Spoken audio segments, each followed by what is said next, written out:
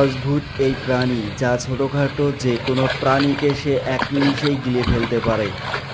তো প্রিয় দর্শক, দেখতে থাকুন এই প্রাণীটিকে কীভাবেই সে এক নিমিষে সাবার করে দেয়।